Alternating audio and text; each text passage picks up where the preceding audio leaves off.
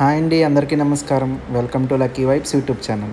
And నిన్న nominations చాలా బాగున్నాయండి. ఈ రీసెంట్‌గా జరిగిన నామినేషన్ అన్నిటిలోనే నిన్నటి నామినేషన్ చాలా బాగున్నాయి. చాలా బాగా జరిగాయి కూడా. అండ్ కొన్ని కొన్ని సిల్లీ పాయింట్స్ నామినేషన్స్ ఉన్నాయి. లైక్ సుమన్ శెట్టి ఉన్నారండి. ఆయన అసలు పొగడాలో లేకపోతే ఏమనాలో కూడా తెలియట్లేదు. మనిషి అయితే చాలా మంచోడు. బట్ ఈ గేమ్‌కి తను పర్ఫెక్ట్‌గా సెట్ కావట్లేదు అనిపిస్తుంది. ఎందుకంటే నామినేషన్ పాయింట్స్ ఎప్పుడు ప్రతి వీక్ ఒక్క రీజన్ కూడా కరెక్ట్ లేదండి ఇప్పటివరకు సుమన్ శెట్టిది. బట్ మనిషి అయితే చాలా మంచోడు.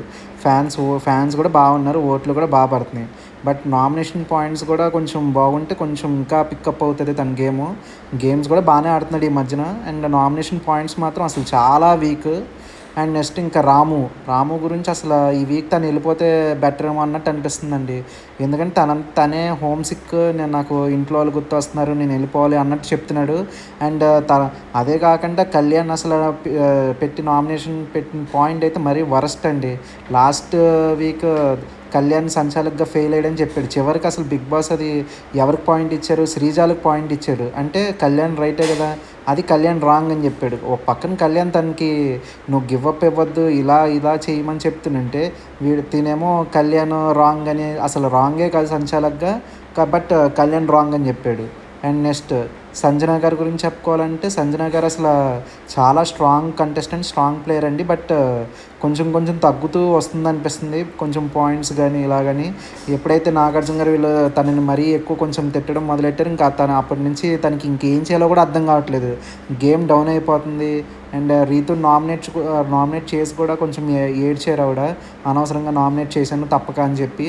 అండ్ రీతు కూడా చాలా బాగా డిఫెండ్ చేసుకుందండి పాయింట్స్. రీతు రాను పాయింట్స్ చాలా బాగా డిఫెండ్ చేసుకుంటుంది. గేమ్ కూడా బాగా ఆడుతుంది.